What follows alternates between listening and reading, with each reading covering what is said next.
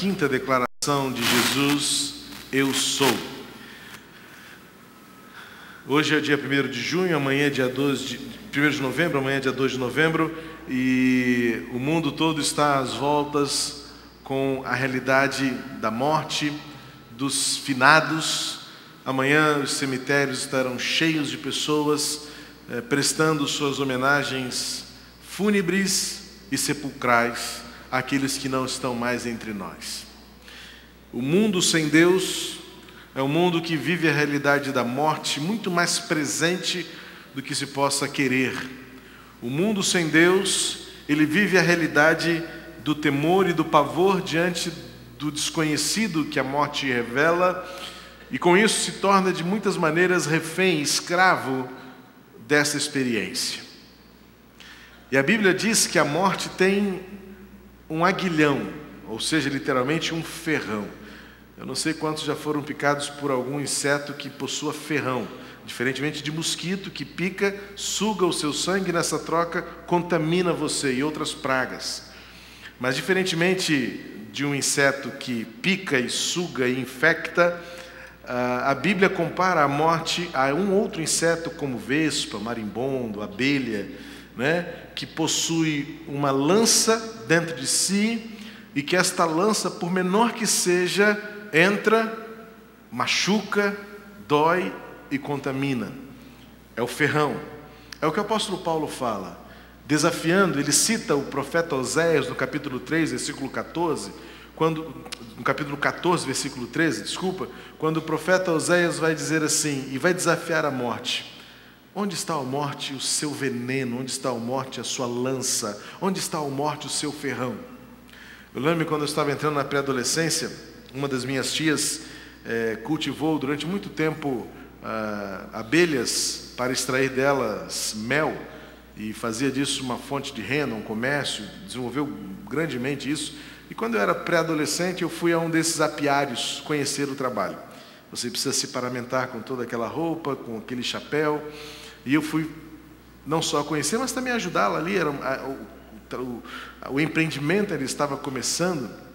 E eu me lembro bem que, em determinado momento, eu peguei algumas caixas daquelas onde se acomodam as colmeias, para levá-las mais próximo ao lugar onde elas seriam colocadas. E justamente quando eu peguei aquelas caixas com muita força, porque elas estavam pesadas, eu senti um estalar aqui no meu ombro direito, porque a impressão que dá na hora é que você realmente recebeu ali uma flechada. E então, na mesma hora, eu perdi a força no braço direito, caí sobre as caixas, e quando eu fui ver, porque você sabe, a abelha quando pica, ela logo depois ela morre, ela não sobrevive sem aquele ferrão dentro dela. E quando eu fui ver, não era só uma abelha comum, era uma abelha muito pequenininha. E eu disse: puxa vida, um negócio tão pequeno fazer um estrago tão grande. O meu ombro inchou, graças a Deus eu não tenho alergia à picada de abelha, senão poderia ter tido o choque anafilático. Por ironia, a minha tia, que era apicultora, ela tem alergia à picada de abelha, e uma vez ela quase morreu por causa disso. Tem coisas que a gente não entende, As pessoas gostam de ver perigosamente.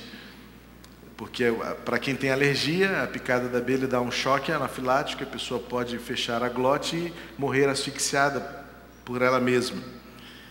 E eu achei impressionante o poder de uma ferroada. Conheço uma pessoa que levou uma ferroada de marimbondo na língua. Certamente estava falando muito, Porque, como diz a minha avó, boca que está fechada não entra mosquito, quanto mais marimbondo. E a língua dessa pessoa ficou enorme por conta do inchaço. E eu nunca levei picada de marimbondo, mas quem já levou disse que é a mais doída que tem. Eu não quero experimentar, fica aí para quem já viu.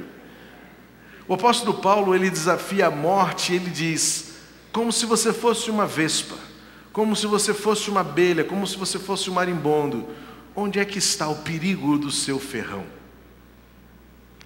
De fato, quando nós, como cristãos, olhamos para a realidade da morte, sob a perspectiva de Cristo, sob a sombra da cruz, e mais ainda, diante do brilho, do esplendor do sepulcro vazio, nós podemos também dizer, como Paulo: afinal de contas, qual é o poder que a morte tem? qual é a força que a morte pode exercer sobre nós. À véspera de mais um dia de finados, aprove ao Senhor que nós pudéssemos hoje meditar sobre o poder de Deus revelado em Jesus Cristo, que na sua quinta declaração, eu sou, disse: eu sou a ressurreição e a vida. E ao longo desta semana eu vinha meditando sobre esse texto e eu afirmei com convicção: para quem está em Cristo não há dia dos mortos, porque em Jesus todos os dias é dia de vida.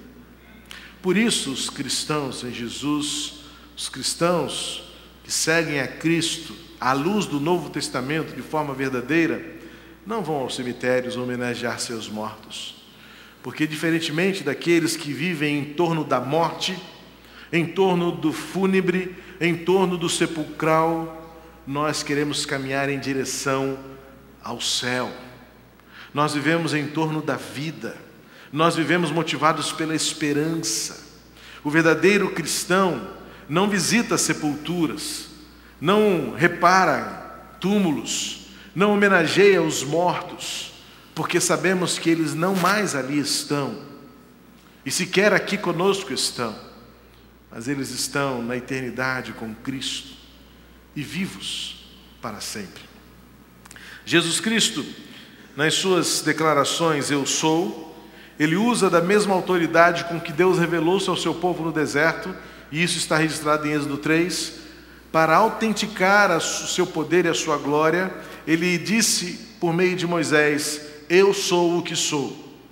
E Jesus então vai apropriar-se desta expressão para autenticar a sua pessoa e o seu ministério, o seu poder diante da sua geração, para dizer: aquele que esteve no deserto, aquele que libertou o povo, aquele que salvou o povo, está entre vocês. Então Jesus vai usar por 7 vezes a mesma expressão, dizendo: eu sou. Quando Jesus declarou em João 6, pela primeira vez, eu sou, ele estava diante do milagre. Ele foi autenticado e autenticou sua autoridade quando ele multiplicou 5 pães e 2 peixes e alimentou uma multidão. Naquele dia, Jesus disse aos seus discípulos: eu sou o pão da vida. Aquele que de mim experimenta nunca mais terá fome. Jesus então revela-se como aquele que é, para aqueles que o amam, provisão. Nada falta. E na sua fidelidade ele nos sustenta enquanto atravessamos o deserto da vida. Em João capítulo 8, Jesus, na sua segunda declaração, diz: eu sou a luz do mundo. E ele autentica a sua palavra por meio de um milagre. Aliás, por 2 milagres. Primeiro, porque ele liberta e salva uma mulher condenada à morte por ser encontrada em adultério. E Jesus traz à tona a realidade de que somos todos carentes da graça e da misericórdia de Deus. E ao libertar aquela mulher dos seus inquisitores, também a liberta do seu pecado e revela o seu poder diante da acusação, revela o seu poder diante da injúria e do pecado, para dizer: eu sou a luz do mundo. Aquele que crê em mim jamais andará em trevas. E ele autentica ainda mais esta declaração quando ele cura a seguir um cego de nascença: em mim ninguém mais andará em trevas. No capítulo 10, Jesus usa a sua terceira expressão quando diz: eu sou a porta. E ele autentica esta palavra quando ele cura um paralítico que por 28 anos esperava o milagre da cura por meio de uma superstição. Ele esperava ser levado a um tanque, para que naquele tanque as águas que eles achavam que se movia pela passagem de um anjo fosse curado. Há décadas nada acontecia, até que um dia Jesus esteve com ele e Jesus o conduziu ao milagre. Naquele dia Jesus disse aos seus ouvintes: eu sou a porta, aquele que por mim passar será curado. Depois, na quarta declaração de Jesus, ainda no capítulo 10 de João, ele vai completar o seu ensino e vai dizer: eu sou o bom pastor. Não sou como aqueles mercenários, não sou como aqueles assalariados que entram no aprisco com o interesse do que vão ganhar e do que vão receber. Eu sou o bom pastor porque eu dou a minha vida pelas minhas ovelhas. Jesus autentica o seu ministério, Jesus autentica a sua palavra por meio de ações e milagres que fizeram que todas as pessoas, ao ouvi-lo, crescem nele, porque além de ouvir, viam a sua autoridade. E agora, diante de uma experiência dolorosa, Jesus tinha 3 amigos bem próximos de si. Maria, aquela que havia lavado e ungido os seus pés com perfume, sua irmã Marta e seu irmão Lázaro. Jesus havia ido à sua casa provavelmente mais de uma vez para estar com eles, e chega a notícia para Jesus quando ele estava em Jerusalém: seu amigo Lázaro está doente. Muitas vezes nós também estamos tão entretidos no nosso dia a dia, no nosso cotidiano, que notícias como essas nos pegam de surpresa. Aquele a quem você chama de amigo está doente. Notícias ruins chegam sem pedirem licença. As tragédias, as dificuldades acometem-nos sem distinção, ricos ou pobres, doentes ou saudáveis, os que moram perto ou que moram longe, amigos ou inimigos. Todos nós estamos sujeitos ao que é ser humano, frágil, fraco, vulnerável. E ali estava Jesus envolvido no seu ministério, ensinando, pregando, realizando milagres, e de repente chega para ele essa notícia: mestre, aquele a quem tu chamas de amigo está doente. A primeira resposta de Jesus é: ok, mas essa doença não é para a morte, é para a glória de Deus. E os seus discípulos então perguntam: mas então vamos lá para ajudá-lo? Vamos lá fazer alguma coisa? E o texto bíblico em João capítulo 11 vai mostrar que Jesus ficou ali na cidade por mais 2 dias. Quando então Jesus está pensando em ir a Betânia, estar com seus amigos, chega a notícia menos esperada e menos desejada: mestre, o seu amigo que estava doente, ele já morreu. Jesus então arruma suas coisas e vai para Betânia. Mas parece-me que Jesus não tem pressa, porque quando Jesus chega lá, você sabe bem a história e sabe que Lázaro já estava sepultado há 4 dias. Ou seja, parece-me que nas contas Jesus levou mais 2 dias para fazer uma viagem curta de Jerusalém a Betânia. Não levaria muito mais do que algumas horas numa caminhada boa. Isso nos dá a impressão de que Jesus realmente não fez questão de chegar na hora que as pessoas queriam que ele chegasse. Mas como Jesus havia dito já anteriormente, esta doença não é para a morte, mas é para a glória de Deus. Mas como nós podemos entender esta perspectiva se aos olhos da humanidade, aos olhos da racionalidade, aquelas 2 irmãs já estavam chorando, estavam frustradas, estavam decepcionadas? Você conhece o texto e provavelmente sabe que naquele dia, quando Jesus chegou, Marta foi a primeira a se dirigir a ele e dizer: mestre, se tu estivesses aqui, nosso irmão não teria morrido. Uma constatação óbvia, porque Marta e Maria sabiam quem é Jesus, mas ao mesmo tempo decepcionada. O Senhor não fez nada, o Senhor não estava aqui. E mais adiante, Maria diz a mesma coisa, talvez já insuflada pelas frustrações de toda aquela comunidade. O sentimento multiplicou e contagiou. Isso é muito fácil. As frustrações, as decepções facilmente se contagiam entre um grupo de pessoas. Basta uma pessoa entristecida, magoada, frustrada, para com seu veneno contaminar tantos outros. E em João 11 diz que quando Marta foi a Jesus, primeiramente, Maria estava num canto, refletindo. Mas depois, quando Maria teve a oportunidade, ela disse a mesma coisa: mestre, pois é, se o Senhor estivesse aqui, nosso irmão não teria morrido. Se. O se revela toda a nossa incapacidade de perceber a conjuntura global, a realidade espiritual, o todo de Deus. Nós só conseguimos enxergar uma parte da revelação. Nós só conseguimos perceber por um momento e por uma faceta aquilo que realmente está acontecendo à nossa volta. Por outro lado, Deus tem a visão do todo. A declaração das irmãs, introduzindo sua fala com o se, revela não apenas a frustração de que elas tinham uma expectativa que não foi atendida, mas ao mesmo tempo a limitação da visão, porque elas achavam que sabiam o que deveria ser feito.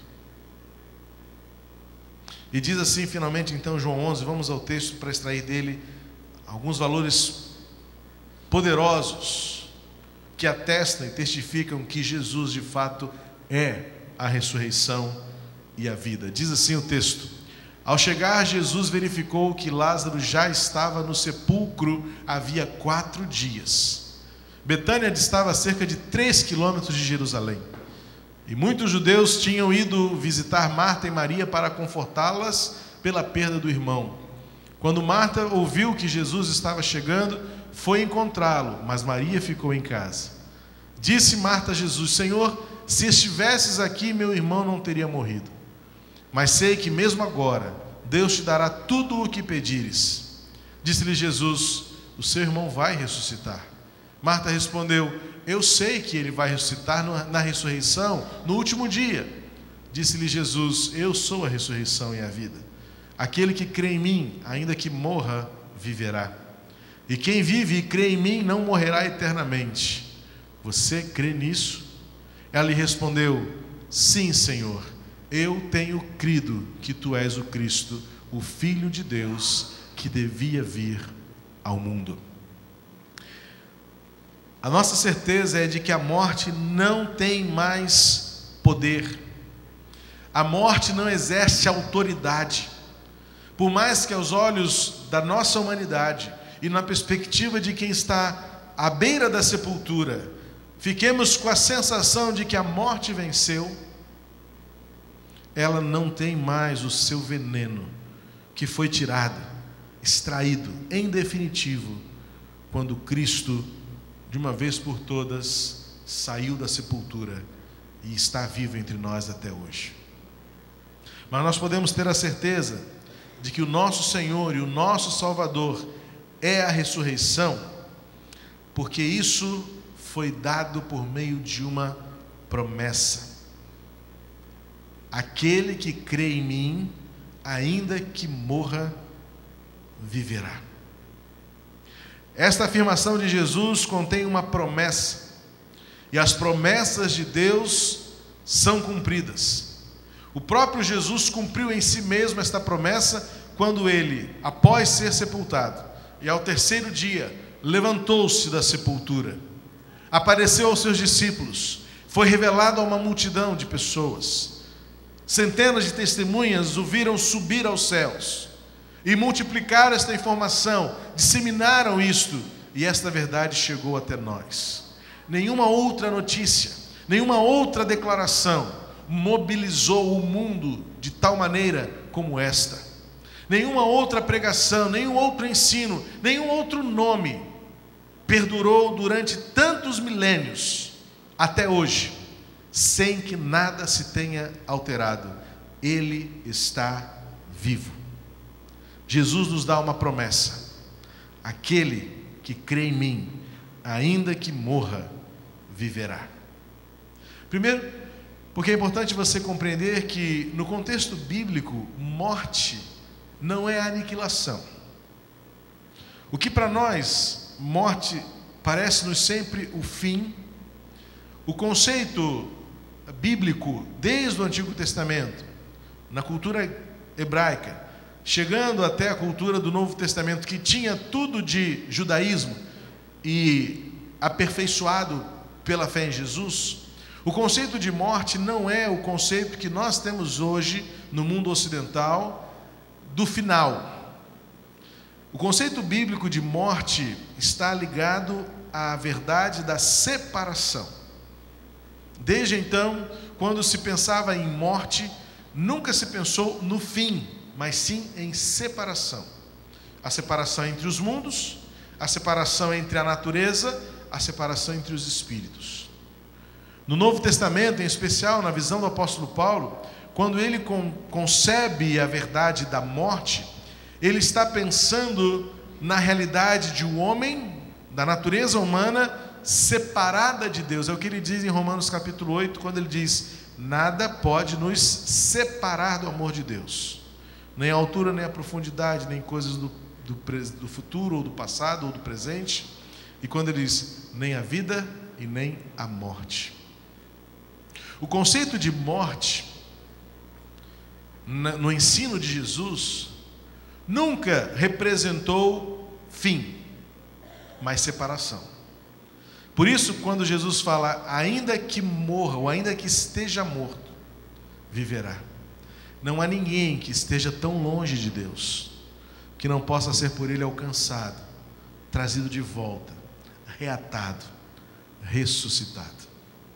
E a ressurreição tem o conceito da religação, da comunhão, da reaproximação, do aconchego, da comunhão, do convívio, da eternidade no céu com o Cristo.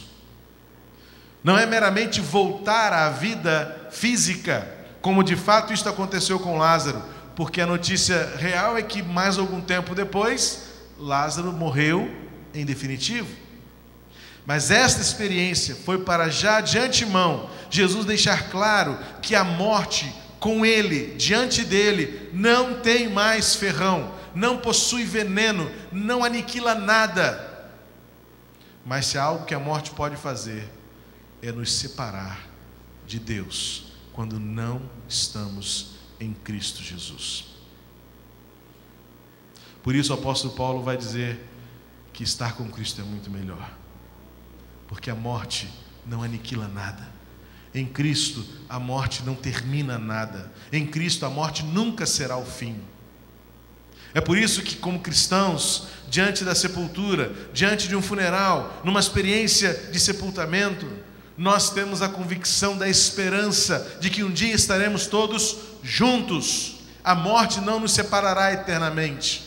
Em Cristo Jesus, a morte não determina o fim de coisa alguma. Ao contrário, para nós que estamos em Cristo, a morte é a melhor de todas as notícias. Estaremos com Ele para sempre e de uma vez por todas. Esta verdade de Jesus, como sua promessa de que é possível viver para sempre, nos remete a duas verdades que não mudam enquanto vivemos. Primeiro, é que Deus tem o tempo certo de agir e fazer todas as coisas acontecerem. Como disse, a grande preciosidade desse texto é justamente Jesus ter feito uma viagem de 3 quilômetros em 2 dias. Não sei se ele foi parando, ou não sei se ele foi andando devagarinho, ou se ele foi fazendo muitas pausas para ensinar ao longo do caminho. A Bíblia não diz o que foi, mas Jesus teve a intenção de chegar depois do que aquelas irmãs queriam que ele chegasse. Se você é tão gente quanto eu, você também já teve em algum momento a sensação de que Deus está demorando demais. Se você é gente como eu, muitas vezes você já pensou que se o Senhor estivesse na hora que você queria, tudo teria dado certo. Mas a verdade é que Jesus revela-nos que o seu tempo é o tempo certo todas as vezes. Ele nunca chega adiantado. E sabemos que Jesus poderia fazer o milagre da translação. Ele poderia, naquele momento, mover-se de um lugar para o outro espiritualmente, Ou então, como fez com a filha, com o servo do centurião, de onde ele estava mesmo determinar que os anjos fossem lá e curassem Lázaro. Mas havia algo de específico, de propósito nesta experiência.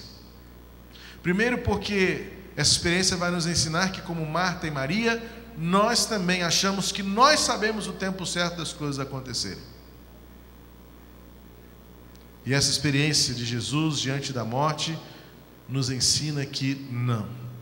Ele sempre saberá o tempo certo das coisas acontecerem. E por que Jesus se atrasou? Por que Jesus levou mais tempo? Porque no final de tudo ele sabia o que estava fazendo e cumpriu-se aquilo que ele havia dito lá no início da narrativa, no capítulo 11. Esta doença não é para a morte, mas é para a glória de Deus. Porque era necessário que naquele dia aqueles judeus soubessem quem é Jesus. Eu sou a ressurreição e a vida.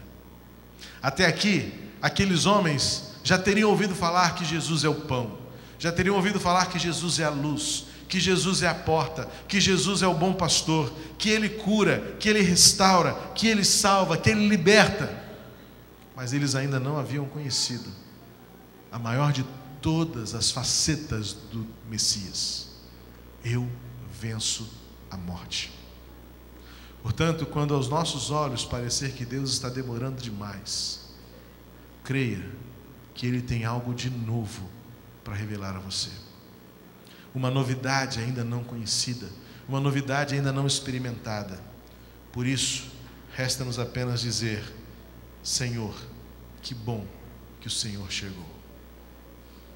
Saber que Deus está certo na hora certa dá-nos a certeza de que o que Ele faz para a glória de Deus e Ele faz para o seu bem. A sua glória e o seu bem sempre estarão no alvo do que Deus faz. A morte não é o fim, a dor não dura para sempre, e Deus chegará na hora certa e intervirá e interferirá para que a glória seja dele e o bem se manifeste. Lázaro morreu. Depois de mais algum tempo, certamente por velhice ou por qualquer outra circunstância, Lázaro morreu. Mas a sua segunda morte foi bem diferente da primeira. Porque na primeira morte ele estaria ainda separado de Deus, porque ele não sabia quem Jesus era totalmente. Mas a sua segunda morte não foi aniquilação, foi necessária para ele estar com o Pai. É o que o apóstolo Paulo diz em 1 Coríntios 15: é necessário. A morte não é o fim, a morte não é para ser celebrada, os mortos não existem para serem homenageados. A morte foi derrotada, a morte foi vencida, porque eu sou a ressurreição e a vida está em nós, Jesus Cristo, o grande vencedor, que tirou Lázaro da sepultura, que tira-nos também da nossa sepultura de frustração, de mágoa, de tristeza, de desespero, e nos traz para a vida, porque Ele é a vida, Ele é a ressurreição. Por isso, neste dia, celebremos a vida com Cristo.